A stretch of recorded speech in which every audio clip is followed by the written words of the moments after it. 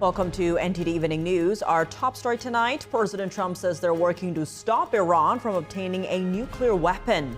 That's as he calls for a return to the negotiating table, what he says about Iran's intentions, and what's in a new trade document between the U.S. and the U.K. signed at the G7 summit. Fiona G. is in Alberta, Canada. Israeli forces strike the headquarters of Iran's state-run media mid-broadcast. Meanwhile, more residents in Israel were killed after an Iranian missile hits another residential building. Jason Perry reports. The manhunt has ended and authorities are charging a man for the murder of a lawmaker and her husband over the weekend. So-called No Kings protests take place from Portland to Salt Lake City. We'll hear what everyday Americans have to say about them and the political violence that unfolded over the weekend.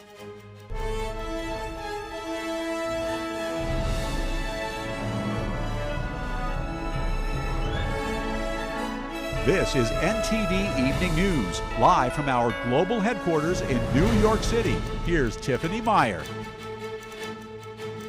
Good evening, and thank you for joining us tonight. The White House tells NTD that President Trump will not sign a G7 statement on Iran and Israel. Trump is urging Iran to come to the negotiating table as G7 leaders gathering in Canada call for de-escalation and seek trade talks with the U.S. Joining us now live is NTD's Fiona G., who's in Calgary, Canada. Good evening, Fiona. What is the latest we're hearing from the president today at the summit? Well, Tiff, President Donald Trump had just been outside in Kananaskis answering some questions alongside UK Prime Minister Keir Starmer.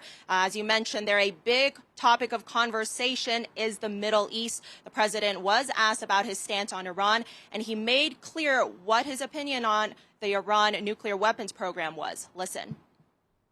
I want to see no nuclear weapon in Iran, and we're well on our way to making sure that happens. I think Iran basically is at the negotiating table. They want to make a deal. And as soon as I leave here, we're going to be doing something. So President Trump is saying that Iran is essentially already at the negotiating table. He also mentioned earlier today that he has heard from intermediaries that Iran does want to come back for talks. Interestingly, though, also today during an interview with CNN, the Israeli president said he does not think Iran is coming to these talks in good faith. He instead thinks that Iran is using this as an opportunity to continue advancing its nuclear weapons program. Listen. You can speak peaceful diplomatic, and on the other hand, underneath, you move forward to the bomb. And that was exactly the situation. What we are doing is contributing substantially to the defense and security interests of all Western and free world countries. And as you just mentioned, Tiff, the White House has confirmed to NTD that President Trump will not be signing a joint G7 statement on the Israel-Iran conflict. The White House also added, quote, under the strong leadership of President Trump, the United States is back to leading the effort to restore peace around the world. President Trump will continue to work towards ensuring Iran cannot obtain a nuclear weapon. Now, on more detailed news on U.S.-UK relations, some big news. President Trump and Prime Minister Starmer have confirmed that they have finalized and signed a trade deal that the two parties had already agreed to a month ago. Listen. And we just signed a document. A very important document. This now implements on car tariffs and aerospace, our really important agreement. Now, President Trump also joked that he and Prime Minister Starmer somehow have a very good relationship despite their political differences. Now, trade talks, Tiff, are going to be a very big topic of conversation throughout this summit, especially with our North American neighbors, Canada and Mexico. In fact, just earlier today during a bilateral conversation between Trump and Canadian Prime Minister Carney, Trump actually said that the main topic of conversation between the U.S. and Canada is trade. Tiff? Quite a packed day. And Fiona, what's on the president's schedule for tomorrow? Well, Tiff, it's already been a very busy and packed day today. The president has already met with the leaders of Canada, France, Germany, Japan, as well as the EU commissioner. There are a lot more multilateral working sessions as well as bilateral conversations planned for tomorrow. President Trump will also be holding a press conference tomorrow, so we will stay tuned for that. Tiff, back to you. All right, Fiona, thanks for those updates. As the war in the Middle East continues, Israeli forces have reportedly struck the headquarters of Iran's state-run media. And on the same day in Israel, multiple people were killed after an Iranian missile hit a residential building. NTD's Jason Perry has the war update. Iran's state-run media appeared to be reporting on the war with Israel when an Israeli airstrike hit the media building mid-broadcast. Afterward, Iranian state-run media said the building that was hit was its own headquarters. The Israeli military said they ordered residents in the area to evacuate prior to the strike. A resident in Tehran said that people have begun to leave the city. People feel like something really bad might happen in the city. That's why we want to go somewhere else for the time being, until things settle down. On Monday, residents in Iran were seen leaving the country, headed to places such as Turkey, Azerbaijan, and Pakistan.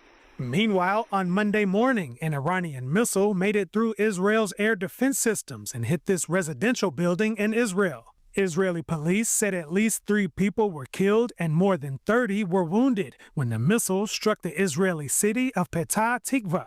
Israeli President Isaac Herzog visited the site and said the Iranian missile was aimed at civilians. I have news for the Iranian regime. You think you're going to tire us or make us fatigue? You're absolutely wrong. We're a very strong, resilient nation with very strong capabilities in all fields. I think you're feeling it out there in Iran. Iran launched a barrage of missiles on Sunday night and early Monday morning, some of them also striking in Haifa and Tel Aviv. Israel's National Emergency Services say 23 people have been killed in Israel since Friday. And Israeli attacks in Iran have killed at least 224 people since Friday. That's according to Iran's health ministry. And according to Israeli Prime Minister Benjamin Netanyahu, the Israeli Air Force now has full control of the airspace above Tehran. This is a change to the entire campaign. We are on the way to achieving our 2 goals: elimination of the nuclear threat and elimination of the missile threat. And with control of the airspace above Tehran, Israeli forces reported striking command centers belonging to the Quds Force in central and eastern Tehran.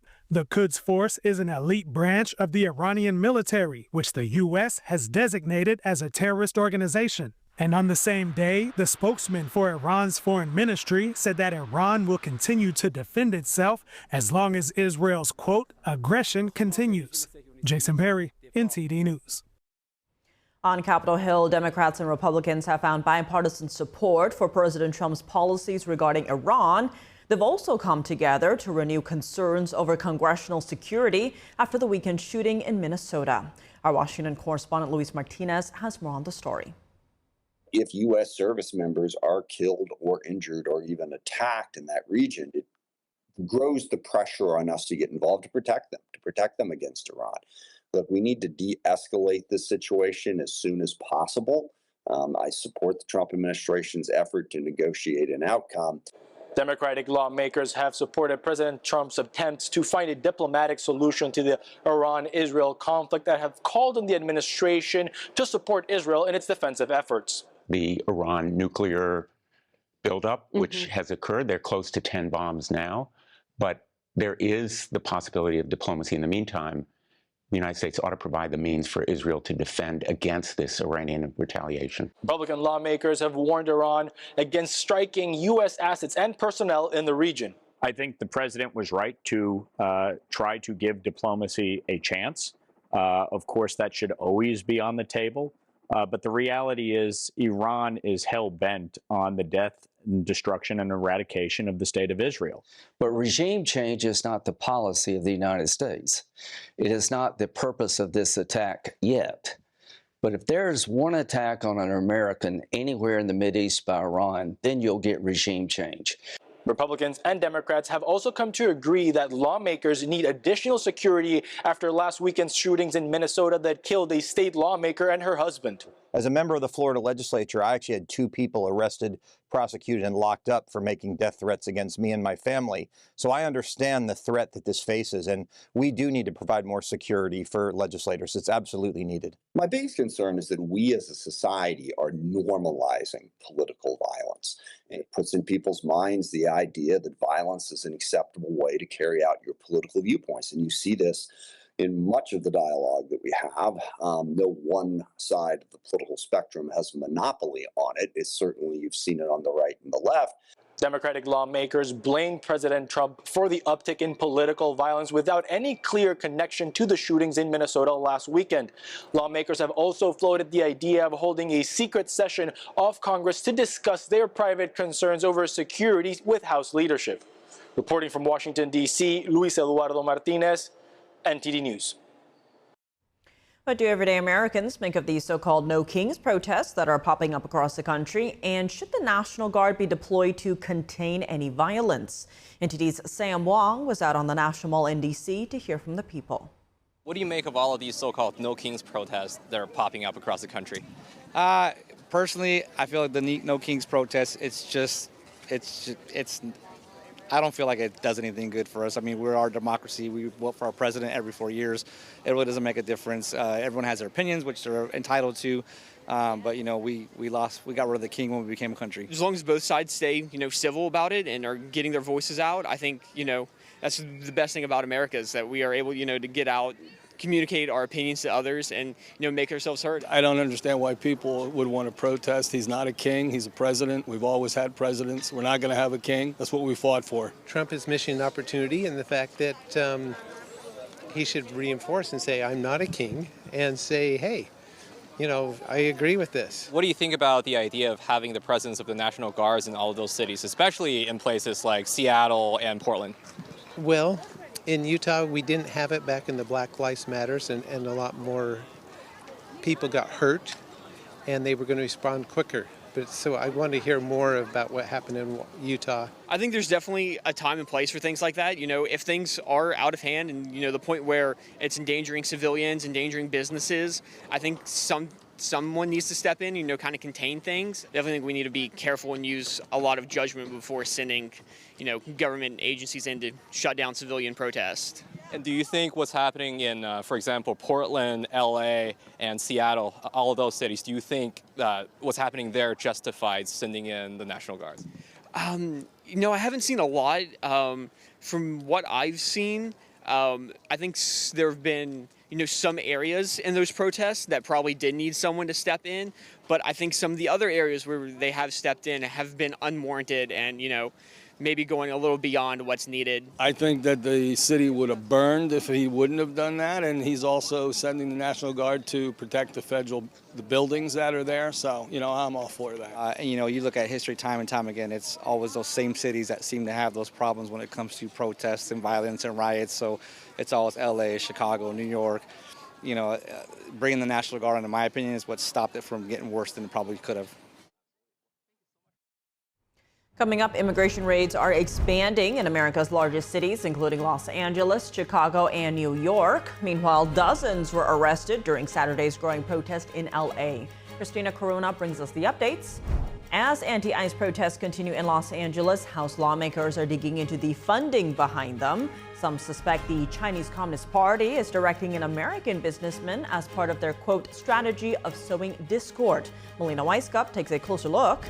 And a panel on the sidelines of the UN Human Rights Council in Geneva draws attention to China's forced live organ harvesting. The victims are Falun Gong practitioners. Jack Bradley reports after the break.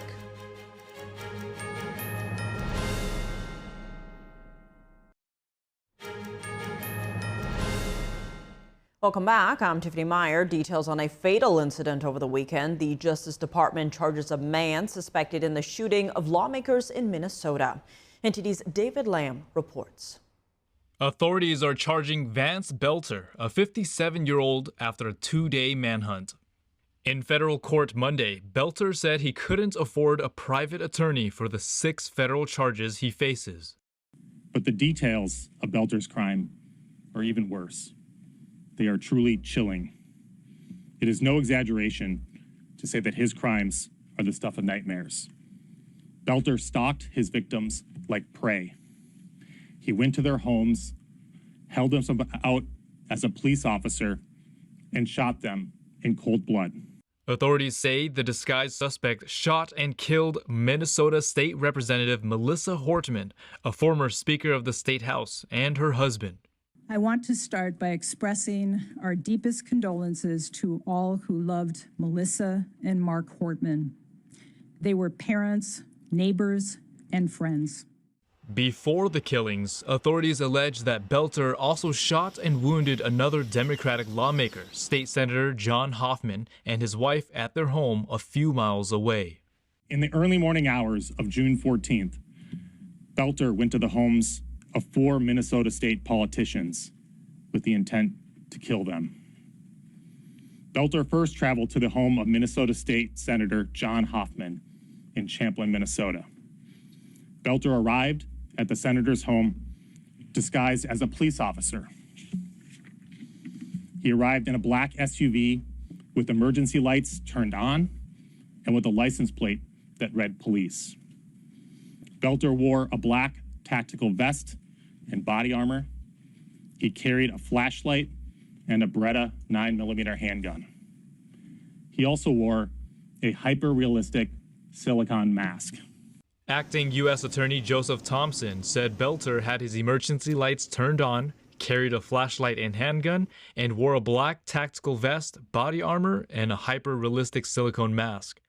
A moment in this country where we watch violence erupt. This cannot be the norm. It cannot be the way that we deal with our political differences. Now's the time for us to recommit to the core values of this country. Belter is set to remain in custody until his next court hearing on June 27th. David Lamb, NTD News. President Trump's ban on Harvard University student visa program remains on hold today. A federal judge has extended a block on the Trump administration's effort to bar foreign nationals from entering the U.S. to study at Harvard. Judge Allison Burroughs heard arguments on whether to impose a permanent injunction that would prevent the government from enforcing the travel restrictions while Harvard pursues its legal challenge. Burroughs extended the emergency pause until June 23rd while she takes the matter under advisement. In the most recent academic year, nearly 7,000 international students were enrolled at Harvard, accounting for about 27% of the student body. The majority came from countries including China and India. The ruling today follows a decision made at the end of May, which halted the enforcement of a presidential proclamation signed just a day earlier. President Trump is ramping up immigration enforcement, directing ICE to prioritize deportations in America's largest cities. NTD's Christina Corona reports on the expanding crackdown and shares details about the arrests made during Saturday's protests. President Trump has directed federal immigration officers to prioritize deportations in America's largest cities. In a Truth Social post, he called on ICE to carry out what he described as the single largest mass deportation program in history. Trump said enforcement must expand in cities like Los Angeles, Chicago, and New York. He claimed illegal immigrants are used to influence elections and strain public resources. According to the administration, ICE is now targeting up to 3,000 arrests per day, an increase from the previous daily average of 650. However, ICE agents have been instructed to pause raids at farms, hotels, and restaurants due to economic concerns. Los Angeles Mayor Karen Bass responded on CNN's State of the Union, urging the president to consider the city's economic reality. For example, the construction industry cannot function without immigrant labor. Our fashion industry, where there's over 4,000 businesses, looks like a ghost town now. You hear people talking in restaurants all over about how they don't want to go out anymore. You have people that won't come out of their house because they don't want to buy groceries. Opponents of Trump's immigration policies gathered in protests on Saturday, known as the No Kings demonstrations. I came because I think it's really important for regular people to have their voices heard about what's happening in our country. I don't think it's a difference between right and left, but I think it's a difference between right and wrong. And I really wanted to come here to express my opinion in a respectful way. I'm out here because I was willing to die for the things we have in our Constitution. And right now, I think our constitutional rights are being violated, stepped on, trampled on, and disregarded by our president.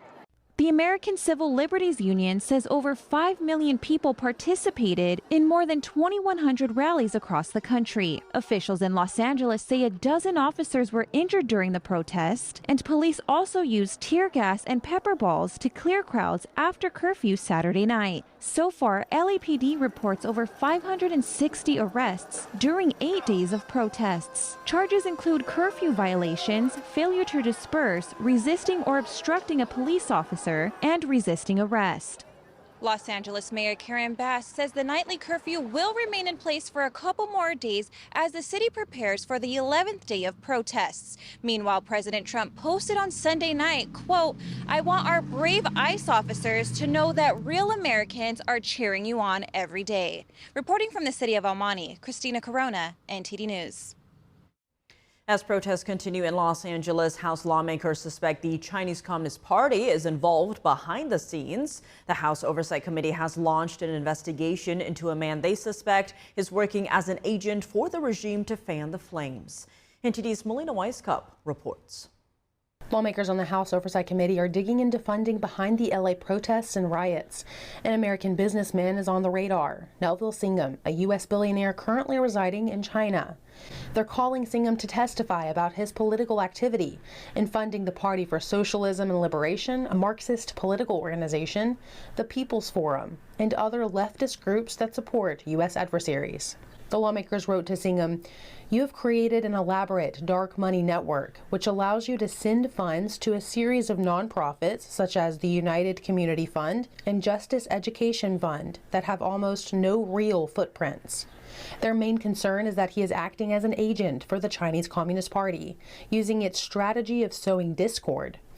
The goal is to fan the flames of internal dispute, making them deep enough to distract the U.S. from its conflict with the regime. Senator Chuck Grassley previously wrote to the Attorney General and the FBI that Singham works closely with the Chinese government media machine and is financing its propaganda worldwide. Singham has until June 27th to respond. In the meantime, the lawmakers asked the Attorney General to brief them on any ongoing investigations into Singham. Singham and the Party for Socialism and Liberation did not respond to an earlier request for comment from the Epoch Times. Reporting from Washington, D.C., Melina Weisskopf, NTD News.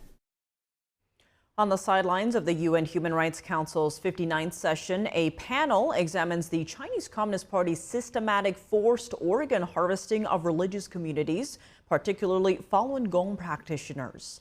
NTD's Washington correspondent Jack Bradley has the details. Forced organ harvesting in the People's Republic of China, and particularly practitioners of Falun Gong and members of the Uyghur community, have been subjected to involuntary organ removal while in state custody. China's forced organ harvesting brought to attention on the sidelines of the United Nations Human Rights Council Summit in Geneva. The panel cited a 2019 independent China tribunal chaired by Sir Geoffrey Nice, which concluded that, beyond a reasonable doubt, forced organ harvesting has been committed on a significant scale in China, and that victims are primarily Falun Gong practitioners. And that Falun Gong practitioners have been one and probably the main source of organ supply. Falun Gong, also known as Falun Dafa, is a spiritual meditation practice based on the principles of truthfulness, compassion, and tolerance. Since 1999, however, the Chinese Communist Party has been persecuting its members because of its moral teachings and popularity. Hundreds of thousands of practitioners were detained. They were sent to labor camps or brainwashing centers, tortured, or even killed for their organs. Yu Mei Liu is a survivor of the CCP's persecution of Falun Gong, and from 1999 to 2005, she was imprisoned 9 times for her faith. In 2000, she was arrested by Chinese police for displaying a banner that read, "Falun Dafa is good." They drew her blood and then threatened to harvest her organs. They threatened, "If you don't give your name and address, we'll harvest your heart and liver, and your family won't find your body." Her entire family faced harassment for their belief in Falun Gong. Her sister was tortured to death by police in 2002 at the age of 40. While the Chinese regime monitors people heavily within China, they also monitor people overseas through consumer technology like Chinese electric vehicles. All electric cars from China, made in China, are a perfect spying device. That's how they're able to identify Falun Gong practitioners overseas, and oftentimes they threaten their families in China. The panel called on the UN Security Council to stand up to these crimes against humanity. The U.S. House of Representatives recently passed the Falun Gong Protection Act, which would sanction anyone involved in the CCP's forced organ harvesting. Reporting from Washington, D.C., Jack Bradley, NTD News. Coming up, what's likely to happen next in the Iran-Israel conflict? Could the Ayatollah stay in power, or will the Iranian people rise up to overthrow the regime? Retired U.S. Army Colonel John Mills from the Center for Security Policy joins us to discuss. And the Trump-appointed Religious Liberty Commission held its first hearing today with a discussion on religious liberty in the U.S. Arlene Richards has the key takeaways when we return.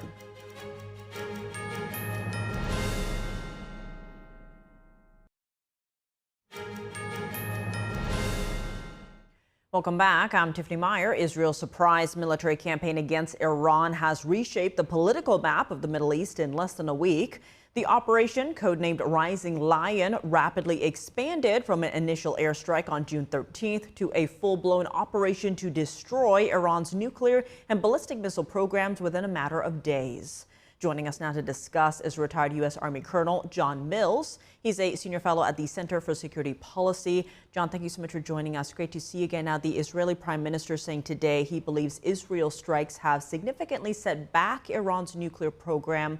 How are you viewing the current tensions between Israel and Iran? What's the likely ending here? Well, thank you, Tiffany. Well, a little unclear. The initial Israeli strikes were just dominant. Israel appears to have established air superiority. However, there have been surprising at least 3 return volleys. They did kill a small number of Israelis and injured in the several dozen range.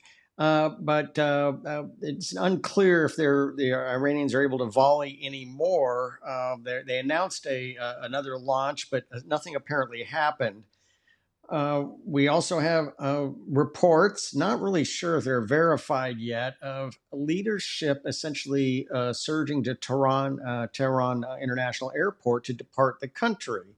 Kind of like when Syria fell, like that. So not totally sure that's clear. It's interesting that the Israelis chose not to strike those aircraft, but Israel seems to have the upper hand, but not necessarily has hit all launch sites and ballistic missiles that the Iranians have. On that note, given the targeted Israeli strikes into Iran, many say Israel's end goal is regime change. Now, this comes as President Trump is still keeping the door open for a deal with the current Iranian regime leader. How do you see this playing out? Can the Ayatollah stay in power? Well, we'll see. It was the Prime Minister Netanyahu on Friday who called on the people to rise up. There's also been other reports of civilian uprisings. This is the fog of war. We don't know exactly what's going on.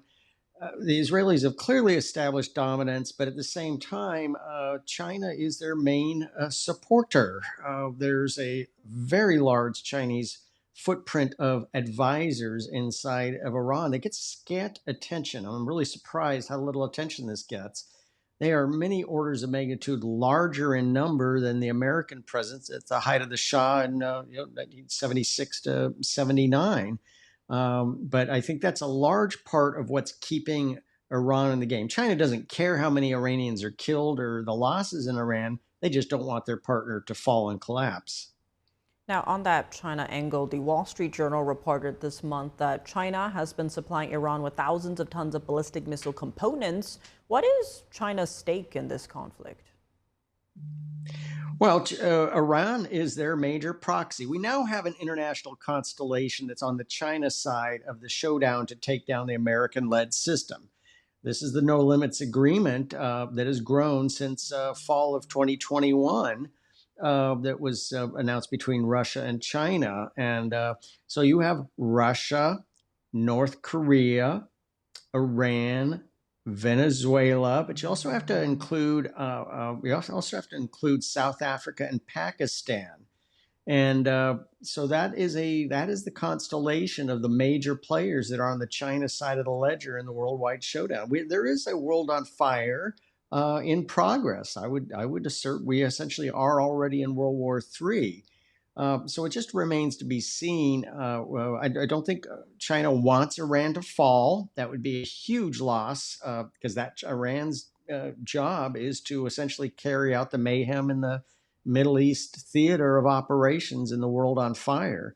They don't want them to collapse. So they have, again, a very large footprint, gets underreported for what's going on inside of Iran by China. And in terms of response, what can we expect out of the G7 in terms of the Middle East conflicts? Well, I think something to watch is related is whether the South Korean president-elect Lee travels. There's a very large unhappy population at home, dissatisfied with election integrity. So I think that's going to be something to watch for the G7. Does Lee travel? There's some rumors that he's being prevented from traveling. Can't confirm those at all. But the rest of the G7, let's just face it, America is the leader in the room, and so all eyes are on America and what President Trump will bring and announce and discuss. America really is the leader. These are America has a large constellation of friends also. A rising number of populous countries. That's going to be interesting. You got some of the legacy countries that are still stuck in the old world order of globalism, and they're kind of we're living in a tripolar world. That's what's interesting. You got China and the China team, you got the legacy globalist countries, and you got the rising populist countries. On that note, some have pointed out that America first doesn't mean America only for those concerned about isolationism. What would America first look like in terms of the current Iran-Israel conflict? Well, I mean, this is a very key and interesting aspect of what's going on. Is America first means we have trusted partners who carry their weight. And so there's this silliness. There's a spectrum on the mega America First side that there is, I would say, a small minority who are absolutely convinced that there will be, we're just going to close the gates and the rest of the world, who cares? I don't think that's what President Trump and America First and MAGA really means. It means we're not going to get involved in endless wars. We're not going to start wars. We're not going to get involved in endless wars. And we're not going to fight for partners who don't carry their own weight. For those who are only at 1.4% of GDP for defense spend, Canada, I'm sorry, those countries are just not carrying their weight. And we learned a long time ago, never ever fight for a country that won't fight for itself. So we will certainly work with trusted partners, and we need trusted partners.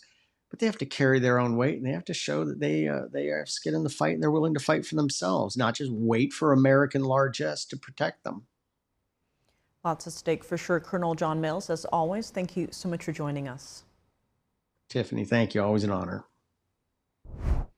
As Iran appears open to a deal with Israel if the U.S. military does not intervene, what would a potential deal look like? And could Israel trigger a regime change in Iran?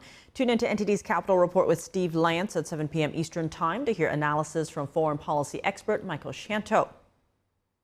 The executive branch's Religious Liberty Commission held a hearing today to discuss how religious liberty and the faith of the American people has been paramount to America's success since our nation's founding.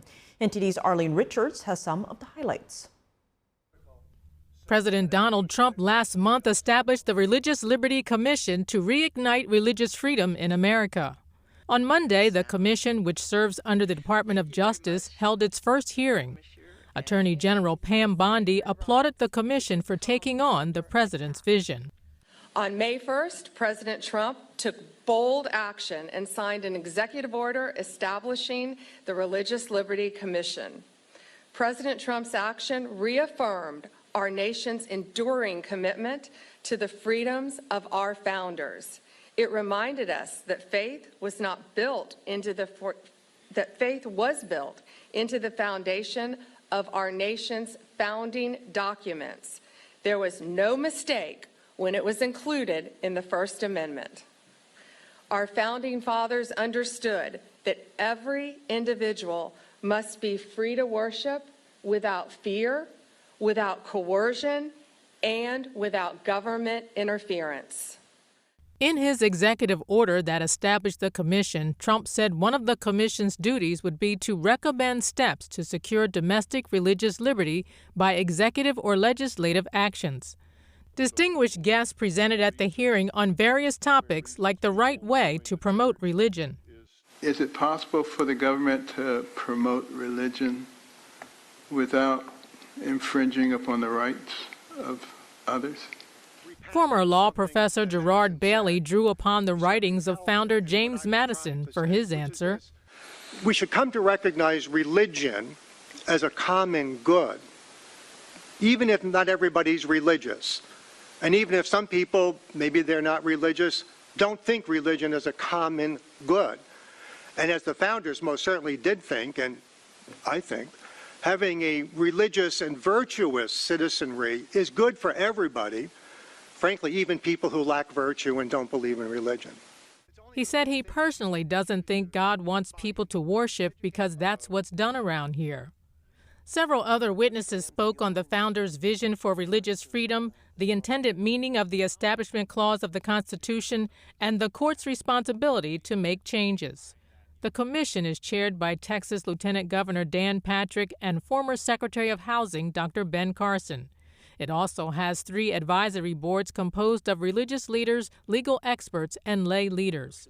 Arlene Richards, NTD News.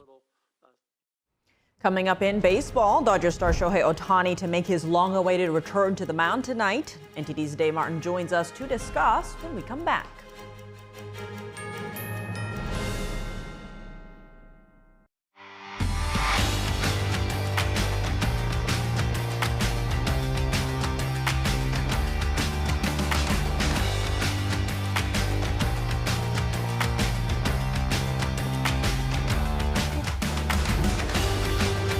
Now for your sports news, we're joined by NTD's Dave Martin. Dave, plenty going on right now, but let's start in the NBA Finals, as tonight will be Game 5 between Indiana and Oklahoma City in a series that's tied at 2. What do you make of this series?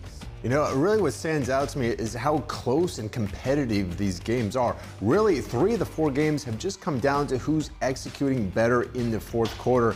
And now on Friday night in Game 4, Oklahoma City kind of flipped the script there with their strong fourth quarter, especially that final minute. They hit all 6 of their free throws. The Pacers, meanwhile, kind of uncharacteristically missed 3 of their 4, and that was a big win for Oklahoma City. If Indiana had held on to the lead, they would be up 3-1 right now. Instead, it's tied at 2-2. Essentially, it's a best of 3, but Oklahoma City gets 2 home games of those 3 left, so it's a big advantage for them. Now, of course, Indiana has been a very, very good road team in these playoffs, Tiff, but if they somehow win in either Game 5 or Game 7, I will be very impressed, but they keep surprising me so far. So I have no doubt. I have really no idea what to expect tonight, but I'm going to watch it. Well, you heard it here. Make sure to impress Dave. Well, moving to golf news, American J.J. Spaun won the U.S. Open yesterday in somewhat dramatic fashion. What happened on that final round? Yeah, that was quite a roller coaster round from yesterday. Now, he was the leader after round 1. Or entering round 4, he was just 1 shot behind Sam Burns there for the title. But Spaun got up to a rough start, bogeyed 5 of his first 6 holes. But then on the back 9, he kind of calmed down, and really it was those final 2 holes. That big drive on 17, which set up an eagle try, ended up settling for birdie, and then fell in on 18, that 64-foot putt birdie to clinch the title. That was pretty incredible. Meanwhile, mixed in, you had a 90-minute rain delay there, a lot going on. Let's actually listen to what Spaun said afterwards. It felt like as bad as things were going, like I just still tried to just commit to every shot. I tried to just continue to dig deep. I mean, I've been doing it my whole life. And I think that's been the biggest difference this year, is being able to do that. And fortunately, I dug very deep on the back 9 and things went my way, and here we are with the trophy. I was on the range. Yeah, I mean, it was kind of the theme for how the day was going, was they're just like, dude, just chill. Like if you were given four shots back going into the back nine on Monday, like you would take that. So they just said, just let it come to you, be calm, just stop trying so hard. And that's what I was doing, like I felt like I had a really good chance to win the US Open, at the start of the day, and it just unraveled very fast. But that break was actually the key for me to winning this tournament.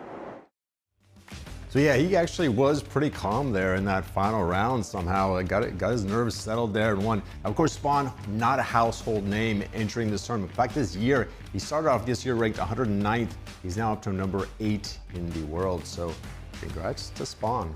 I mean, as they say, stay calm and carry on. Sounds like a good life advice there. While looking at baseball news, though, tonight, Dodgers two-way star Shohei Ohtani will make his first start as a pitcher in nearly 2 years. Have the Dodgers announced a pitch count limit on him? They didn't say anything about a limit, but they said he's going to be an opener tonight, which usually means only 1 to 2 innings. I mean, usually the term opener means you're going to use your whole bullpen for the evening, only relievers. So I would expect Ohtani, only going 1 to 2 innings. Meanwhile, this makes sense for the Dodgers because they've had so many injuries to their starting pitchers. You've got Blake Snell, Tyler Glasnow, Roki Sasaki, and Tony Gonsolin all on the injured list right now. Ohtani, meanwhile, of course, had not been healthy since almost 2 years as a pitcher. Unhealthy as a pitcher anyway. He had that elbow ligament surgery in September 2023, back when he was pitching for the Los Angeles Angels. So this will be the first time he actually pitches for the Dodgers tonight. If you remember, when he was a pitcher, he was actually a very good one. Finished 4th in the Cy Young in 2022. He was both an all-star as a hitter and a pitcher then with the Angels. So it's very exciting news for Dodgers fans. Their $700 million man is back to being a two-way star. Let's see if there's a record set for viewers tonight. Well, elsewhere in baseball, though, there was a stunning blockbuster trade yesterday as Boston sent all-star Rafael Devers to San Francisco. What exactly is it about this trade that surprised people? For one thing, teams that are in playoff contention, and right now Boston still is. I mean, obviously it's early in the season, but they're above 500, so you can still call them in contention. Teams like that generally do not trade away all-star players and not get a comparative, all-star package in return. And they did not get this in this trade. No, they got picked back big league pitchers Jordan Hicks and Kyrie Harrison from San Francisco, plus a couple of minor league prospects. And also, normally when these big trade happens, it normally happens at the trade deadline, which is going to be the end of July, not in the middle of June here. But Boston does get some relief from his contract. Now, Devers, 28 years old. He's a great hitter. He was in the second year of a 10-year, $313 million contract. So possibly they could go out and make another trade themselves, add some salary there, or maybe they wait until this offseason and add someone in free agency. So you could say is maybe a salary dump just at an unusual time. But certainly trading away an all-star player kind of suggests that maybe there was something going on behind the scenes. But in any case, San Francisco gets a very good hitter. He instantly becomes the best hitter in their lineup for Rafael Devers. So it looks like a win-win at this point for both teams. Guess we'll stay tuned for that gossip for behind the scenes. Stay tuned, yes. Maybe in a book in 10 years we'll find out. We never seem to find out about the real story, it seems like. But whatever. So the Red Sox get better with some salary relief. Giants get better with Devers. That's how I'm saying it. And a lot of money on the line. Well, Davis, always thanks for joining us. Thank you, Tiff. And that's all for today's news. For round-the-clock coverage, visit us at ntd.com/live or download our NTD app. Thanks for tuning in. I'm Tiffany Meyer. Good night.